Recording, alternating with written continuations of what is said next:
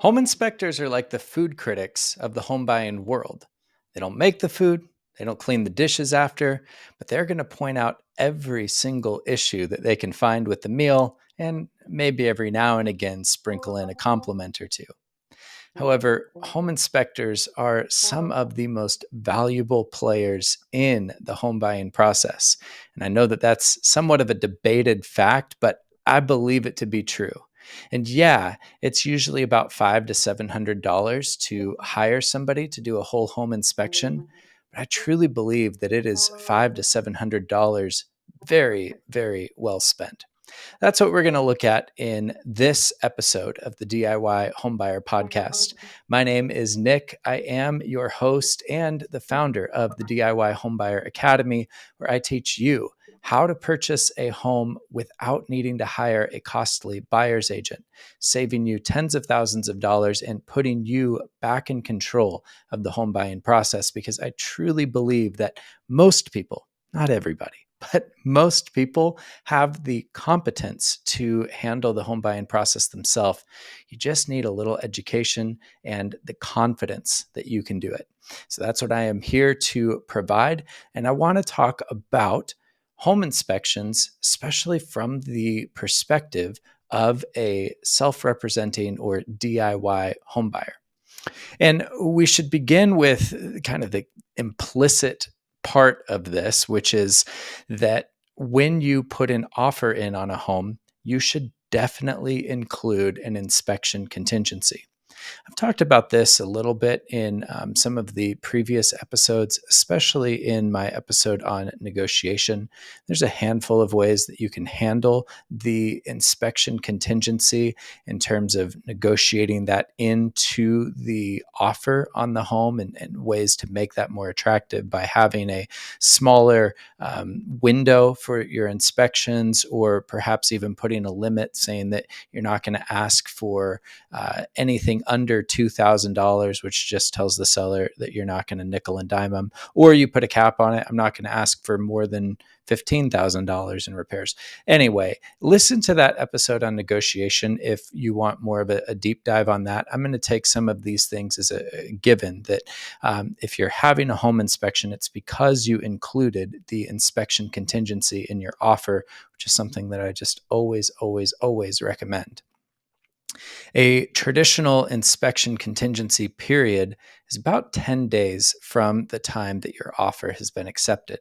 Now, of course, this is something that you get to set when making the offer, but you should be aware of when that clock starts and how many days you have, because this isn't just days to perform the inspection. This is days to perform the inspection, go over the results, have any additional inspections or get any bids or quotes for work that needs to be done, and then respond to the seller all within that window. And those 10 days can fly by real quick. So, as soon as you put an offer in on a house, or as soon as it gets accepted, it's good to have your home inspector lined up, ready to go, knowing who it is that you want to work with and making sure that you can get them out as early as possible during that inspection contingency window. Now, how do you find a good home inspector? One, you're going to want to look for an inspector that is certified. And there's a couple of organizations that certify home inspectors. There's the American Society of Home Inspectors, ASHI. And there's also the International Association of Certified Home Inspectors, the NACHI. Wow, that's acronyms are hard. Basically, when you're looking at home inspectors, you want to see that they have the badge of either of those certifying groups. It just says that they have done some significant training. They know what all of the standard codes are. They know what it is to look for. Just creates some good standardization across the industry for home inspectors. And you're going to want to make sure that you're working with somebody legit. Anybody legit is going to have one of those two certifications. Now, as you're looking online or asking your friends for recommendations on who you should use, you can also call those folks up to ask them about their rates, ask them about additional add on services, and you could even ask them to send you a sample report.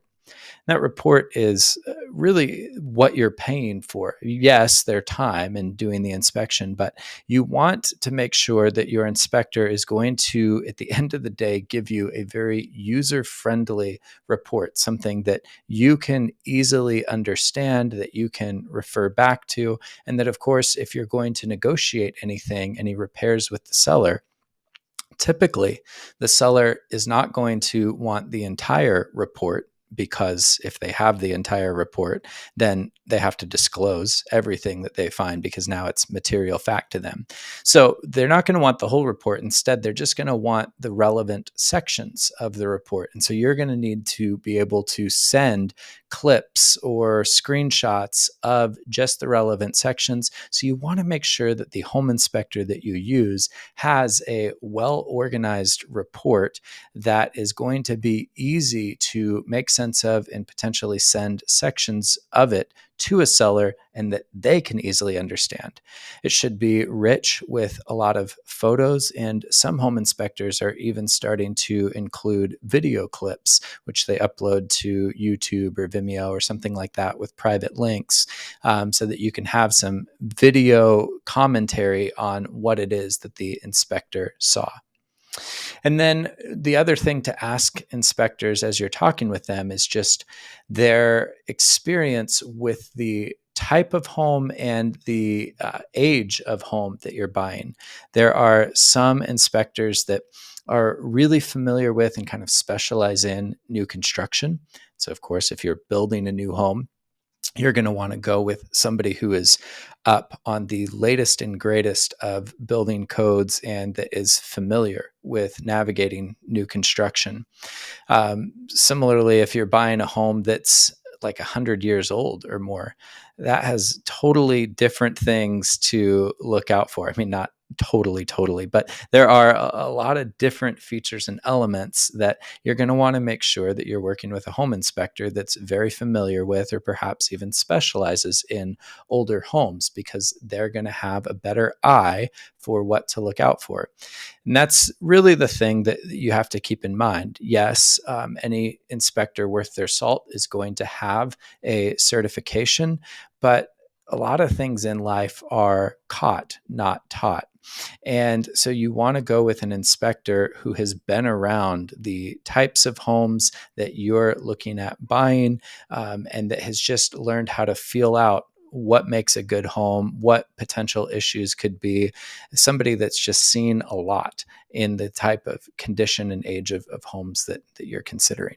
So finding a good inspector is definitely the first point that you're going to need to cross off.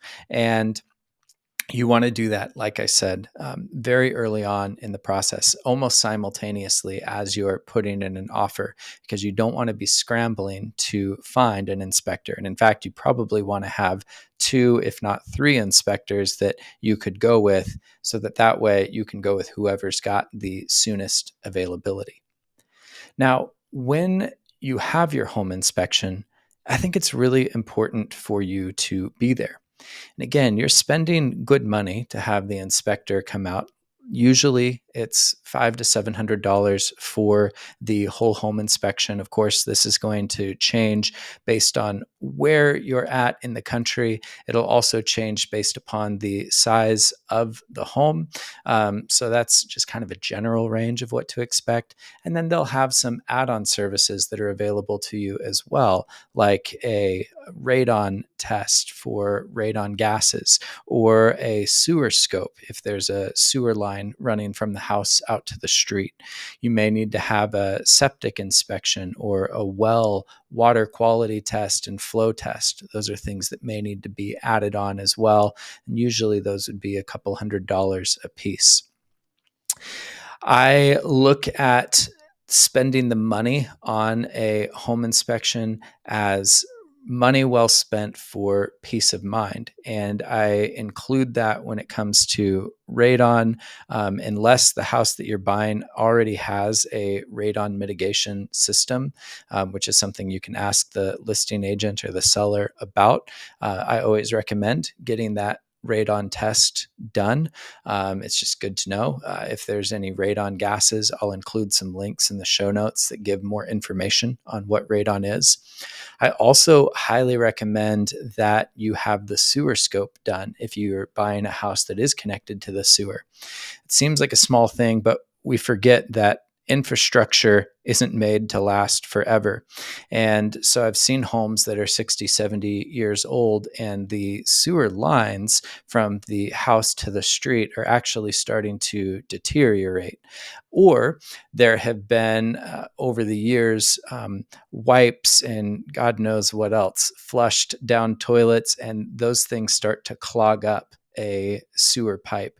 And replacing a sewer line can be extremely costly because you're generally having to excavate a pretty significant section of the property, having to pull out the old line, install the new line. It can add up really, really quickly. But this isn't just an issue with old homes. It also happens in new construction, where when the sewer pipes are first laid down, they can be exposed and they can be crushed, or they can have cement that gets somehow inside of them or other blocks. I've seen all kinds of crazy things. And so, highly recommend having that sewer scope done. I also, yeah, if you've, I mean, this is going to sound really obvious, but if you have a well, make sure that you have a home, either a home inspector that does specialize, they've got certifications to do water, like the well flow test, as well as water quality tests. Otherwise, you may need to have a secondary inspector out just for the well. But well systems can be really expensive if there's issues with the pump, issues with flow, if it's not deep enough. You want to make sure that you've got good flow rate. You want to make sure that you've got good water quality. And then, of course, the septic is something that if you're not on sewer and you do have local septic, you're going to want to have that checked out as well. Usually that's going to be by a third party, or a different inspector, I should say, that you'll need to schedule them to come out, see whether or not the tank needs to be pumped, make sure that it is in good working order. So those are some of the other inspections that you're going to want to consider getting scheduled very, very quickly. Now, for the whole home inspection, your inspector is going to look at everything. And I mean everything. Like, they're going to get up on the roof, they're going to get into attic space, they're going to get underneath the house. They are going to look at everything on the outside, everything on the inside. They're going to, as much as they can, inspect the foundation, electrical systems, plumbing, HVAC, all of the windows, doors, any visible insulation. Basically, anything that they can see or access, they are going to inspect and test. Now, there are some things that they cannot do. For one, a home inspection is a non-invasive inspection, at least most commonly, which means that they're not able to cut into walls. They're not able to do really any like damage to the home, anything that would need to be repaired afterward. So that does create some real limitations. Like if there's been a drip in a water line behind a shower, that's something that a home inspector may or may not be able to see, but they certainly won't be able to see it by opening up the wall and looking behind where the actual water line to the shower head is, and see, oh man, there's a whole buildup of water or mold. And speaking of mold, a home inspector, they're, in most places at least, they're not even allowed to say that there is mold. They can tell you if there's evidence of organic growth, but because they're not mold specialists, they're not able to say, yep, that's mold. Same with asbestos or other hazardous materials like lead based materials. They can tell you if they suspect there may be asbestos in insulation or in the siding or in the flooring products that were used. They can tell you if they suspect lead based pipes. God forbid any of those are still around, but especially like lead based paints, they can give you warnings on where that would be most common, but they cannot definitively say, hey, this is asbestos or this is mold or this is a lead issue.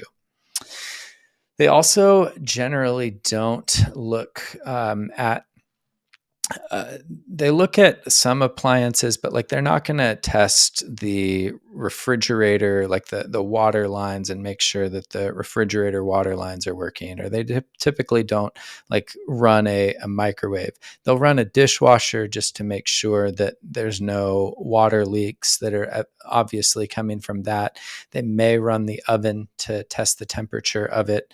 They're not going to run the washer or dryer. If there's like a pool or a spa, they typically don't inspect those things. Those would require their own specialist to come out.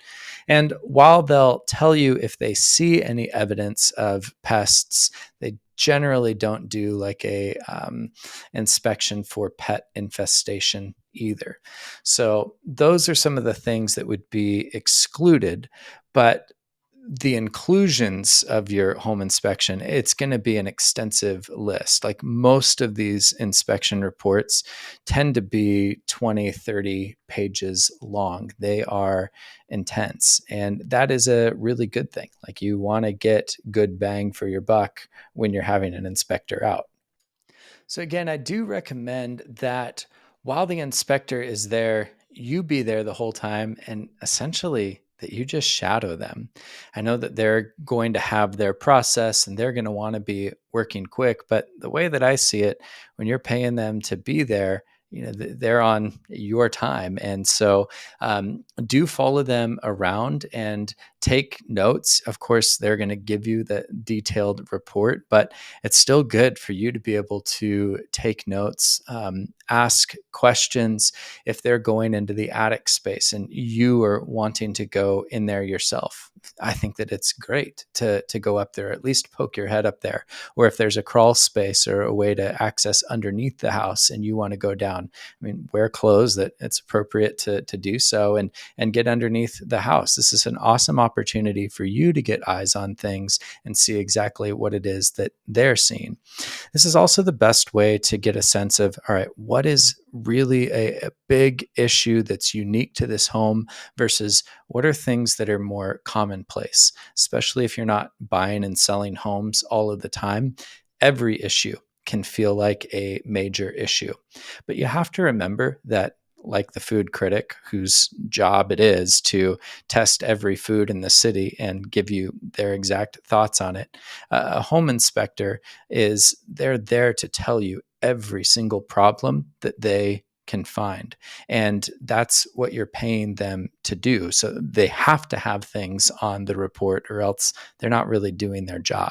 So just expect that, yeah, there are going to be things, and some of these things are going to be pretty minor and insignificant, but that's what you've hired them to do, to point out even the seemingly minor and insignificant so that you know where there are potential issues. You'd be able to ask them as well, like, okay, with this particular HVAC system or with this electrical panel, like, what are the expected life spans of these products? Should I expect another 3 or 4 years out of this water heater, another 10 years out of it? And of course, they can't tell you definitively, like, there are brand new products that fail for who knows why. But they'll, again, using their own expertise and their familiarity with homes and with the different mechanicals and systems that are part of them, they'll be able to give you average life expectancy so that you know, okay, what kind of repairs you might be facing in 5 years or 10 years should you move forward with the purchase of the home.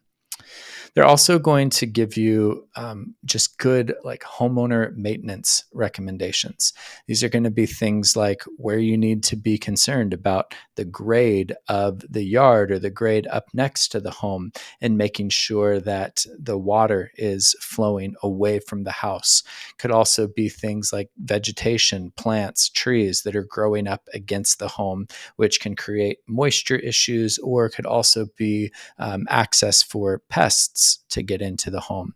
They're going to talk to you about the different filters and things that you need to do to care for your furnace or your water heater, whatever systems you have in the house.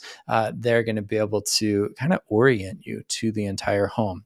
They should point out where the major shutoffs are for if you've got natural gas, where your water shutoff is, how to shut off power to the entire home. And these are good things to take notes on. I'll tell you a story of I had purchased a house maybe 5, 6 years ago. And the first night that we were in there, we had a issue with the toilet. And so I went to shut the water off for just the toilet. And while I was turning the valve to shut off the water for the toilet, something in the valve broke, and I had pressurized water spraying out of the wall all over the bathroom. And for the life of me, I could not remember where the main water shutoff to the house was. And so we ended up doing several $1,000s of water damage while I frantically looked for where the water shutoff was. So learn from my mistake and take really good notes during your inspection to know where those main shutoffs are, for the rare times, hopefully rare times at least, that you're going to need them. And then your inspector should also point out to you any safety concerns. And this is, again, it could be hazardous materials, like if it's an older home, where you may have lead-based paints or asbestos, anywhere where they see evidences of organic growth, any old or wonky electrical, anything that seems like it might have been a DIY or unpermitted structure, anything that just seems like, hey, structurally, this doesn't seem very sound. And you'd be surprised the number of times where it's like, wow, the house seems to be held up by like toothpicks and duct tape. I don't know how that's working, but yikes, maybe we should get outside right now. You just never know what you're going to find, but your home inspector will point out these safety concerns. And then they're going to give you, on top of just what they've explained to you there in person, having answered your questions, then they'll provide you with a report. And this is where you're going to need to carefully go through that entire report. And you're really going to want to think through, okay, what issues here are deal breakers? And what are the repairs that I want for the seller to make? What are items that I'm going to be willing to handle myself? What are items where I'm going to need to have more inspections done, or I'm going to need to bring in a specialist or a contractor to give me a bid? Those are the kinds of things that you're going to want to be working through. Now, when it comes to deal breakers and having additional inspections and getting bids kind of go hand in hand. Now, it may just be that you find, yep, this house is standing, like I said, on toothpicks and duct tape, and this is a hazard just waiting to happen, and there is no way, no how that I'm moving forward with this purchase. That may just be clear as day to you, and thank goodness you have an inspection contingency where you can just respond to the sellers and say, nope, we are out, and you get your earnest money back, and all you're out is that, $700 or so that you spent for the inspection. And again, I would say that's money well spent, because that was 700 to save you 700,000 or more. So that's pretty rare, though, that you're going to have those kind of major issues where it's just, yep, I'm out. More often than not, you're going to have some significant issues that are going to warrant further inspections. Now, the most common of these that I see is either roof issues or water intrusion issues underneath the house. So, you may need to have a roofing specialist come out, really do a more thorough assessment of the condition of the roof, give you a better sense of just how many years of life it may have left in it, as well as give you a bid on what the cost to replace the roof would be with like kind materials. So you'll want to collect that kind of bid if the inspector says, yep, you should have a roofer out. Similar if there's like standing water underneath the house, or if there's evidence that there's been a lot of water based upon water marks on some of the wood or framing underneath the home, or if there have been long time leaks and that is showing, then you may need to have a crawl space or basement specialist, water intrusion specialist, drainage specialist come out and give you bids on those things. Also, if you did have the sewer scope and you found that there were blockages, or there's water quality issues, or the well isn't working, I mean, these are all things that you're going to need to have specialists come out and give you bids for. And it may just come back that you're getting bids where you've got a $700,000 home, but it's needing $70,000 in work and repairs in the next couple of years because systems are failing. And in that case, that may move the needle for you, where it's like, I'm just going to walk away. Like it's too risky. It's too much of a headache. I'm going to go and look for something else. So that's one option that you may have. But maybe you love the home, you love the area, and perhaps the sellers have already taken into account some of these issues. And so you recognize that, all right, this house is already priced $50,000 below other comparable properties on the market because the sellers knew that there was going to need to be a roof replacement and some other issues. And then maybe you try to negotiate an additional $20,000 or $30,000 off of the purchase price, or some combination of off of the purchase price, seller credit for closing costs, or maybe they are willing to do some of the work themselves. But anyway, it brings you back into negotiations. And that's usually where things go, even if there's some major issues. Like I wouldn't necessarily walk away from a house just because it needs a new roof. Instead, I would try and leverage that to see if I can get the seller to pay for a new roof or install it for me. So those are all things that I would try and negotiate. And really, the things that I am wanting to negotiate are anything that's like either a safety issue or a true structural issue. So I mentioned the roofing, I mentioned water. If there's major evidence of like cracks in the foundation or settling that's happening, I mean, that's a huge structural problem. That can be really expensive and really difficult to fix. If there's like beam damage or sagging, significant water damage, if there's been termite and pest damage to structural components, those are things that, again, it could be so cost prohibitive that you just walk away, but also could be something that I would definitely ask the seller to address. If there are electrical issues, common electrical issues would be like outdated panels that have been known to be fire issues, like Federal Pacific electrical panels. There could be aluminum wiring or old knob and tube wiring that's outdated, unsafe, often can create issues with insurability. Like insurance companies won't insure the house if those are the systems that are in there. Or as much as I am an advocate of DIYers, we also know that sometimes when DIYers take on electrical or plumbing, they do some really wonky and weird and frankly unsafe kinds of things. So those would all be issues, electrical issues, that I would bring up with the seller and want to negotiate. If there is a mold issue, especially if it seems to be black mold, that's something that I would negotiate. Those water intrusion issues, if there's serious plumbing system failures, like I mentioned as well, the sewer line failure or issues there, those are things to negotiate. Environmental issues like asbestos, we talked about high radon levels. That's something that you'd want to have mitigated. And then HVAC systems. If it seems like the HVAC system is old on its last leg, only has a few years of life left, HVAC heating and cooling systems can be upwards of $20,000 to repair or replace. If the septic system is old or failing, that can be $30,000, $40,000 to have a new septic system designed and installed.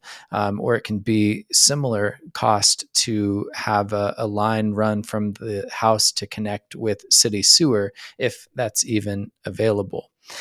And all of these kind of issues, not only are they like very costly for you as a homeowner and potentially create serious safety issues, they also can create issues with financing. So even if you were to be like, I'm getting a good deal on the house, I can make peace with all of these issues, I will deal with them after closing, your lender may say, nope, we're not comfortable with that risk when they come out and do their own appraisal. So just know that it's always wise to ask the seller to cover these major things.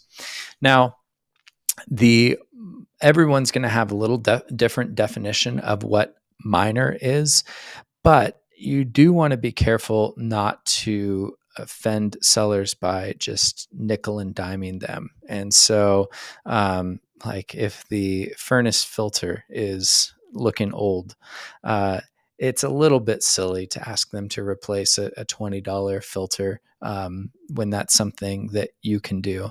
Similar if there's like, scuffed paint, or there's like little trim issues, or there's scratches in the flooring, sometimes even if it's like a minor stain in carpet. Basically, you're going to have your own threshold, but I like to enact the golden rule here of treat sellers the way that you would want to be treated when it comes to an inspection request. And I think just using that sort of logic of, okay, what would I consider reasonable for a buyer to ask of me when I'm selling my home? Use that as a rubric for what you're going to request of the seller. Because if you just hit them with the entire book of every single thing that you want, most likely they're just going to say, no, we will risk going back on the market because this is too long and intimidating and difficult of a list. So really do hone in your requests to the seller for just the things that are most important to you. So that's what I've got on the inspections. So in summary, yes, make sure you have an inspection contingency. Make sure that you hire a reputable and certified whole home inspector that specializes or has good experience with the type of home and age of home that you are looking to purchase. Do make sure that you add on things like the radon test, the sewer scope, have the septic inspected, have the well inspected, and anything else that's really unique to your property that you're looking at buying. Just go all out on the inspections. And I don't say that because I'm sponsored by any particular home inspector. I say that because I believe that relative to the cost of buying a home, it is a fairly inexpensive insurance policy to just make sure that you're not buying another $100,000 worth of issues. Be there for the inspection. Don't worry about bothering your inspector. If you're able and willing, I would go up into the attic or down into crawl spaces.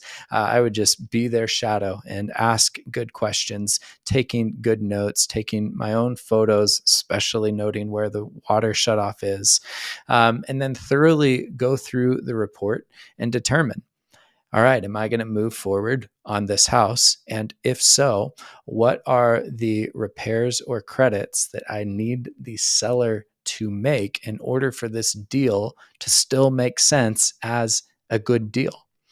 And you may need to have some additional specialists come out to give you bids on the cost of a roof or cost of drainage or framing or whatever it is that needs to be done, cost of window replacement.